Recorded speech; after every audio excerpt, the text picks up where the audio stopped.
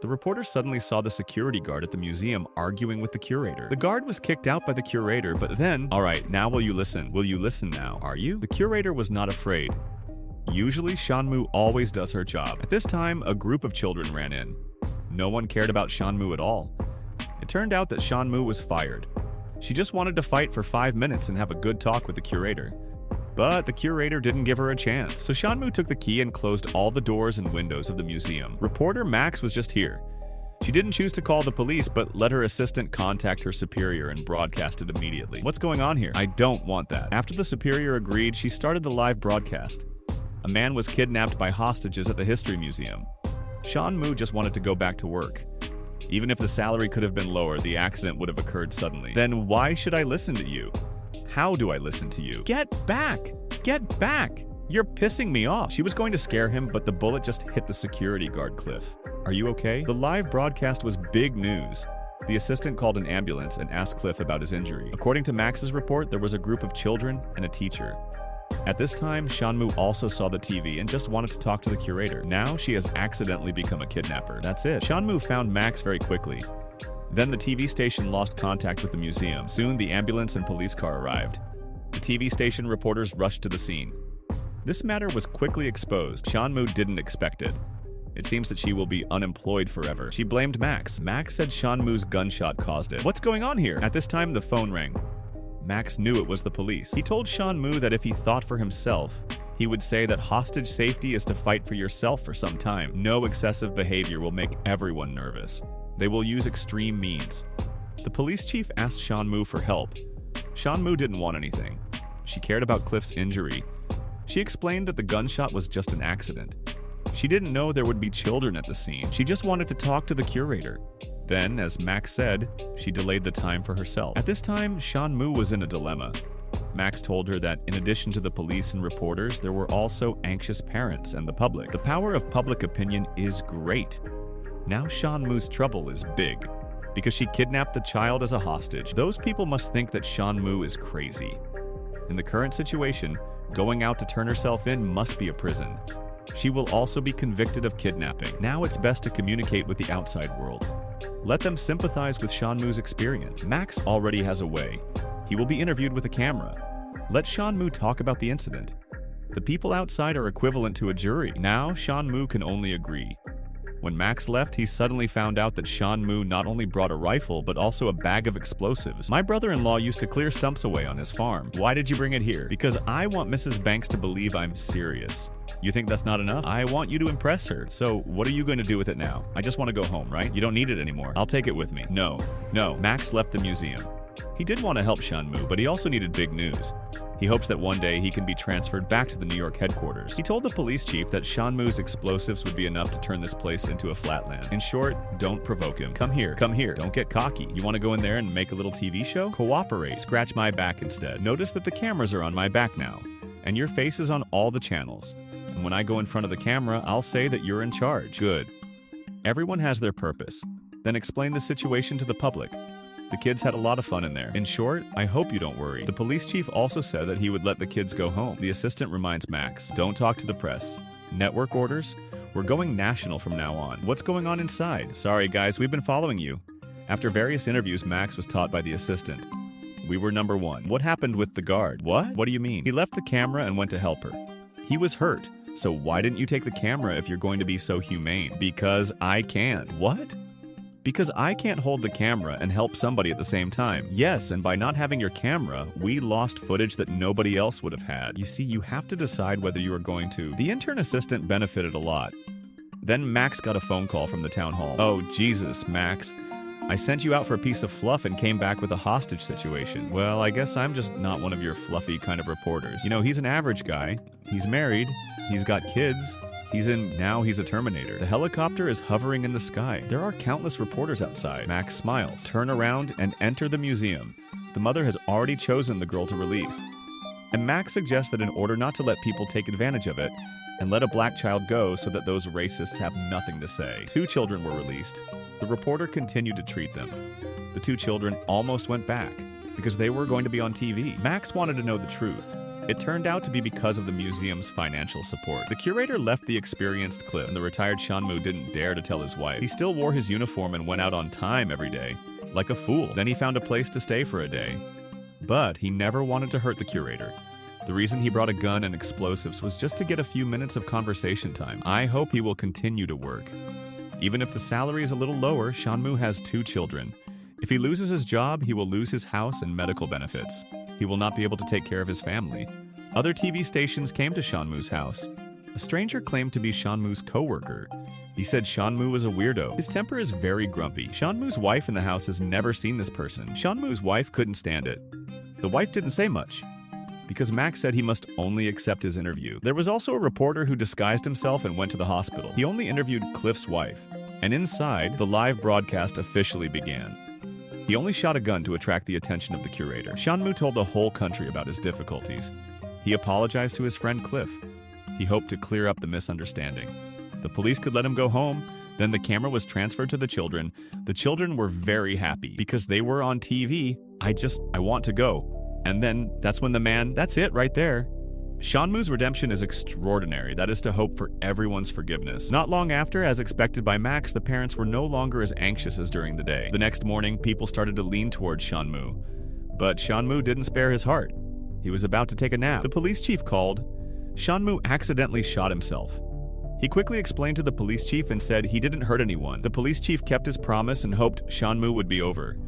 And Shanmu's condition is to let the police not pursue his responsibility. But how is this possible? Shanmu couldn't not be punished. Shanmu hung up the phone in anger.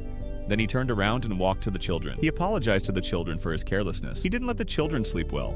The children were hungry. Shanmu brought them to the vending machine. He opened the cabinet. The snacks inside were easy to eat. The police chief seemed to see that Max was on Shanmu's side. Max told the police chief that he was on the good side. It's a matter of whether he's been sentenced for a year or 10 years. Max has selfish motives, but he also hopes that through the power of public opinion, he will truly help Shanmu. Some people started to support Shanmu and sympathize with Shanmu's experience, and they printed Shanmu's t-shirt. Someone also spoke up for Cliff. He thought Shanmu was a racist. He shot Cliff on purpose. Many people were scolding him on TV. Shanmu was very angry and wanted to explain clearly. He said he would release 5 more children. He asked to do another interview for him. He didn't want to be scolded for the rest of his life. He didn't want to affect his family's life because of this. Max walked out of the museum and explained this to the police chief. Max hoped that the police chief would agree. TV interviews can keep Shanmu calm. The police chief did not agree. Let him do it. All right, you can do it. But you and Bailey better not be playing games. Who's the FBI guy? Maybe I know him. Alvin? Do you know that Sam Bailey is maybe the most famous cop in the United States of America? I saw you on television with those sunglasses. You look so sexy. To interview Cliff, some reporters even climbed onto the balcony. When Cliff opened his eyes, he suddenly saw that he had miraculously appeared on TV. Shanmu's life was very happy, but it seemed that his wife was more hallucinating. Through the phone call, Jenny asked Shanmu to come out immediately. Then Shanmu saw that it was not Max who was with his wife, but the police. Forget about brother. Put those guns. Put the gun down. Come out. Jen, you tell them right now that I ain't going to prison. You just tell them that. Now, everyone wants to hurt him. Only Max wants to save him. Shanmu saw the good and bad. According to the police's request, Jenny continued to speak into a microphone. She hoped that Shanmu would not make the same mistake again. Shanmu lost control. She ran to the second floor and shot at the sky. The police didn't catch her waist. The press didn't shoot her for traffic. The crowd was shaking because of the news. Almost no one outside understood her. Max called out to let Shanmu go back to the lobby. Because the police are always waiting for you, kill her as soon as you have a chance. Max blamed Shanmu. People just started to like you. As a result, you shot randomly.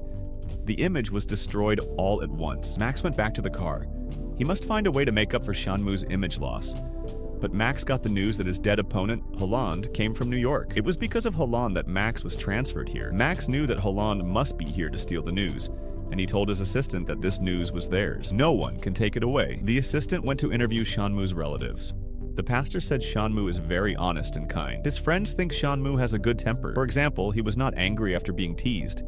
And Shanmu's friends came to Shanmu's mother's house. Shanmu raised this dog after retirement. His name is Rex. He is almost 15 years old.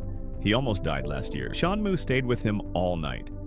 She was worried about Rex. Her mother said Shanmu was very kind. She was just confused. These interviews are too important. But then the famous reporter Holland came. He is the most authoritative host in the United States. He is a star among the reporters. On the surface, he is on good terms with Max. But in the car, Holland opened the door directly. First of all, because they couldn't get along, and Max wanted to transfer back to the headquarters. Holland can solve everything, but he asked Max to cooperate with him. The pizza ordered for the child came. It was raining heavily outside. Max sent the pizza into the restaurant. To make the children happy, Shanmu told the story of the Indian people. At this time, Holland sent someone to climb to the roof and wait for the order to kill Shanmu. Shanmu explained very well. The children listened carefully. Suddenly, the children saw Shanmu take the children away quickly. Holland's gunman failed. What the hell are you doing? We got kids in here. Yeah, it wasn't us. No, it wasn't us. Some guy made it through the perimeter. He says it wasn't him. Listen to me, Chief Lemke. If anything like this happens again, I'm calling the parents' conference. And I'm going to tell them that you're taking pot shots at their kids. And I suggest that you tell the FBI agent that you're standing cheek to cheek with them. I said so, okay? The two of them sat down and chatted. Shanmu was moved. Now she's 35 years old. The only job she can find is a guard at the museum. The salary is 18 yuan per hour. It used to be a small salary. Now she finds that it's enough to support a family. Shanmu also has a dream. She wants to fish on TV and be a fishing broadcaster. During the chat, Shanmu didn't forget to turn off the lights for the children. Max had a chance to take the gun again this time, but he wanted to give Shanmu a better future. When Max was away, his assistant was taken by Holland because of the rich bait. He had to betray Max to work for Holland. In the hospital, the doctor didn't recommend interviewing Cliff because his body was still very weak. It turned out that Cliff's wife had already promised other TV stations that they could get $10,000. In Cliff's interview, he believed that Shanmu didn't do it on purpose and said he wouldn't blame her. They've known each other for a long time. Max told Shanmu that the next important show was hosted by Holland. He hoped that Shanmu would decide by herself. After leaving the museum, other media found her and asked her to interview Shanmu at all times tonight. And it's a global live broadcast. The influence is far beyond the TV network. Max refused politely. When he returned to the car, Holland told Max that the headquarters wanted him to interview Shanmu alone and give her a special interview. He wanted to transfer her back to the headquarters, so he gave Shanmu to her. Even Max's intern assistant regretted that he didn't talk to Shanmu, which led to the current situation. The director could see that someone was pushing Shanmu to the extreme. Max had no choice but to agree even if he didn't agree. His apprentice had already betrayed him, and he could go back to work in New York. So Max gave up everything, but in Holland's conversation, Max found something. Objectively speaking, Holland wanted to destroy Shanmu. Max would make news, but Max had a bottom line. The interview he arranged for Shanmu was not his own TV station, but his own future. He gave the interview to other radio stations. Holland was scolded by his boss. He began to do everything he could to edit and synthesize all the negative comments about Shanmu in the interview. Sometimes he screws things up because you can say that he's pretty weird. Not like that. Yeah. The report also mentioned Max and said that Shanmu was manipulated by a reporter. In short, the mastermind behind the whole incident was Max. The federal agent was ready to get back his lost face and find a chance to kill Shanmu. At this time, another piece of bad news came in. Please, I want people to see what this is all about. I want all the people who've been worrying about Sam Bailey's side and all this to stop thinking about my children. Their father is dead. My husband is dead. The agents outside kept shouting and asked Shanmu to put down her weapon and surrender immediately. Release all hostages. Cliff's death. Shanmu was in so much pain that she didn't think much. Open the door of the museum and let everyone leave. Even have the child come back. I want to see him. All kinds of reporters continued to come. The children were afraid to be trapped in the middle. For Shanmu, it's not that there's no way out. In the next court, Max will testify for her in court. In addition to Max, there are also teachers and children. I believe they can also speak for Shanmu. Shanmu and his wife talked on the phone. He wants to get married now. Misses his wife. Miss their children. Do you love me? I love you. I love you too. The husband has been put in jail. Shanmu asked Max to leave first. Max walked out of the museum and asked everyone to put down their weapons. Shanmu will come out soon. But Shanmu is inside. The previous 2 shots were a mistake. And this time, the 2 shots actually caught fire. Shanmu and this rifle are not in harmony. Then Shanmu locked the door again. Max knocked on the door and explained to everyone, "How are you doing? He is coming. I'm just a little nervous. He's coming out." Max fought to the end. Shanmu chose to be quiet. And the sad thing is not over yet. The reporters at the scene are crazy. No one is worried about the original life. All pay attention to this piece of information. Max was called back to the crowd. He was furious. The fact was turned around like this. Holland told his assistant to go ahead and keep an eye on him. Maybe there's something else about Max. This is my Max Dracula assistant. Max, you're gonna go exclusive on this for me, won't you? Of course. Sam is confetti. No, don't wipe that. How does that make you feel? Where is he? What did he say? Sam's dead. It's a bigger story now. No. Don't wipe it. Looks good. Zoom in. We killed Max. Max was surrounded by reporters in the middle. He kept shouting. We killed him. But no one cares about Sam's death. They only care about bigger news.